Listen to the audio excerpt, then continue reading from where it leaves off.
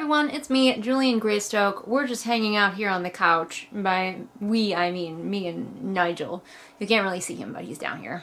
Today we're going to do a video that I've actually been thinking about for a while and finally collected enough answers to do. And that is movies that I think are better than the book that they're based on. This won't make anyone mad at me at all. No one will be furious about this. 0 people. Because of course, we readers all know that the books are almost always better than the movies. Of course they are. The books can go so much deeper and be so much longer. But every now and then you encounter a movie that you liked better than the book. So I have compiled my list. This is only my list, and not a be-all, end-all list of movies that are de facto better than the books they're based on, and if you don't agree with me, well, you just don't understand art. I actually managed to find 10 things where I thought that the movie or show were better than the book. Let's begin. First on the list, we have The Princess Bride. Inconceivable! Obviously, with all of these, I have read the book and watched the movie, and I like The Princess Bride movie better. I did read the book later in life after I had seen the movie many times, and I cannot shake the performances of the actors.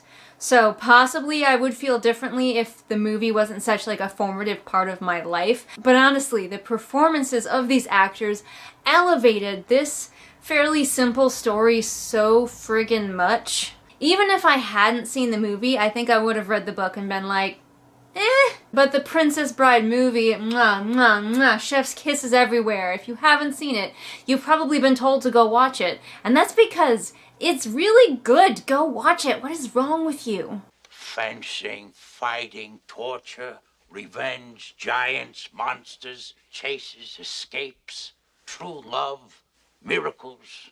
Next on my list is one that everybody saw coming, and that's Lord of the Rings. I thought I'd die fighting side by side with an elf.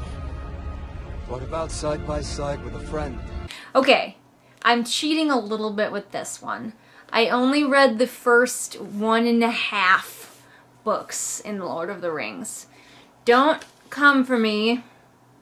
I powered through the first book and made it halfway through the second one before I realized I wasn't having a good time. The reading experience for me, no. It's not that I think they're bad books. It's that Tolkien's writing style, the writing style for fantasy that was much more popular in that time period, just is not one that resonates with me at all. But the movies.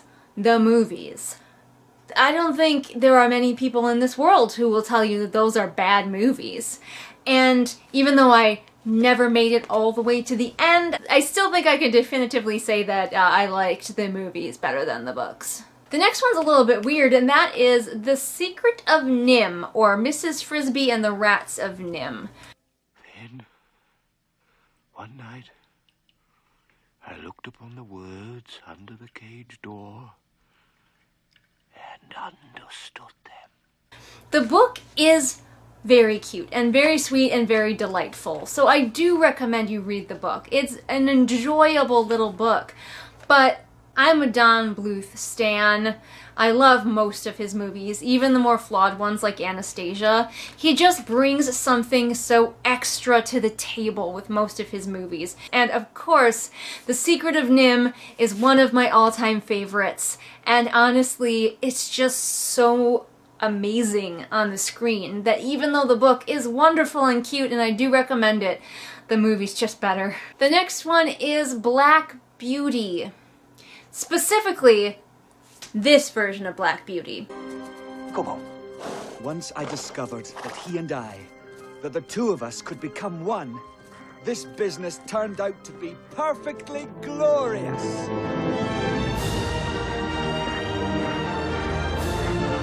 I have watched many versions growing up. I haven't watched too many of like newer ones, but all of them are trying to set things in modern times and just like not sticking to the story.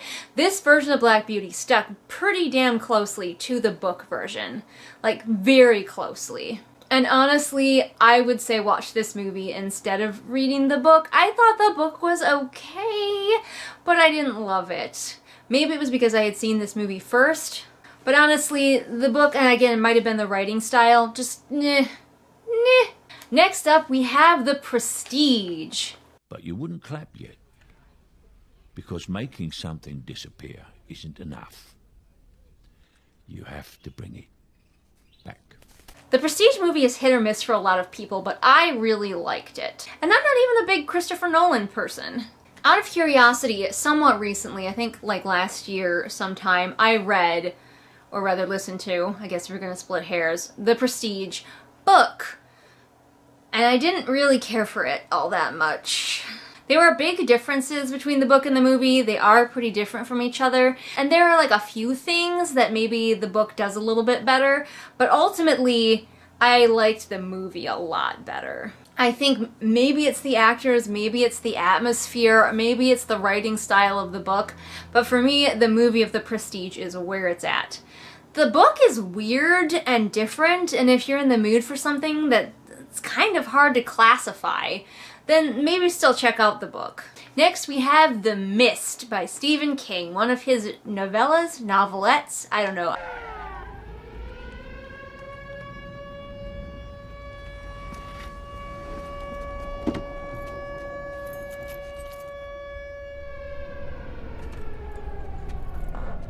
I actually read it fairly recently. I had seen the movie beforehand, and many of these I had seen the movie beforehand, so we cannot discount the fact that I had seen the thing first before reading the book. But anyway, I just think The Mist works so well on the screen. It works fine on the page, but being able to see everything I think really helped with this particular story, which for Stephen King stories is really weird and rare because pretty often it's the other way around and the book is better because there's so many little details that you just can't fit into a movie or a mini-series. But yeah, The Mist, definitely better on screen. Speaking of which, we're jumping right to another Stephen King story, and this one is a lot more my preference. I prefer either version of it, either the miniseries or the two new movies, to the book, because I don't like the book. I read the whole thing. It is incredibly long. I'm not gonna go too much into detail about what I don't like. The length is a problem for me, like Stephen King. Too many words. This is too many words, Stephen King. You have to put some words back, please. Next on my list is The Wizard of Oz. Follow the yellow brick road. Follow the yellow brick road? Of course I have seen The Wizard of Oz since I was a child, and I only recently, within the last like 3 years, read the book. And I was bored out of my mind by the book. Now it's possible it's because it's like a children's book and I am a whole grown-ass woman, but I can enjoy children's books. I like The Hobbit and Dealing with Dragons. The movie all the way. I think visually this is another one of those kind of stories that just works so much better visually, even though the movie is only like the first half of the book, but it still works better. Next, we have another one that people are gonna hate me for. The Stephen King fans are already mad at me. Now let's get the Jane Austen fans pissed off at me. I prefer either main version of Pride and Prejudice to the book.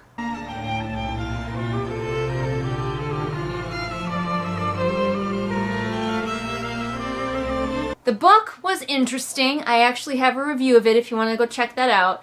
But the writing style of the time and I just don't mesh. That's why I don't read a lot of classics. It's because the older writing style, which was in fashion then and made perfect sense to be written that way, I just don't like it. You can think that makes me a big old uncultured dum-dum if you want to. It's just not for me. And finally, we have Howls Moving Castle.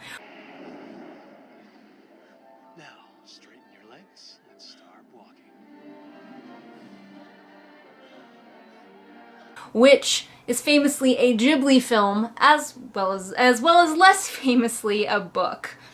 I read the book and I liked it. It's a good book. Definitely go read it. Unlike things like It, where I can say the reason I like the movie better is because I did not like the book, I very much enjoyed the book Howl's Moving Castle. However, nothing can compare to my second favorite Ghibli film ever.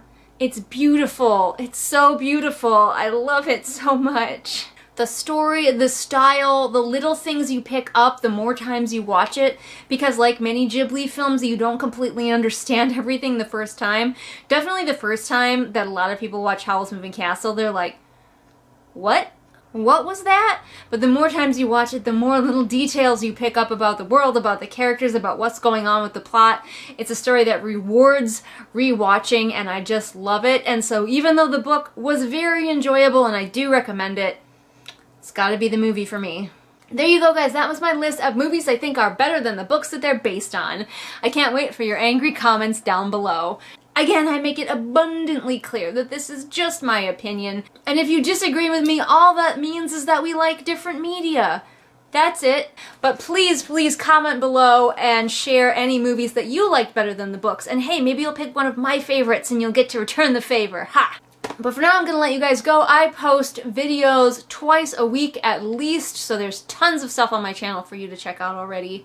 A lot of it involves Nigel, who has been like steadily scooching away from me, so I think he's furious over things that I've said about these books and movies. Don't forget that you can follow me on any of my social media, linked in the doobly-doo, or over my Patreon. For as little as $1 a month, you can get exclusive access to videos not seen here ever on the regular channel. Nigel and I will see you next time with whatever it is we happen to be doing next time. Bye! Okay, so I'm pretty sure you've seen lots of cool things in your life, but nothing nearly as cool as my patrons.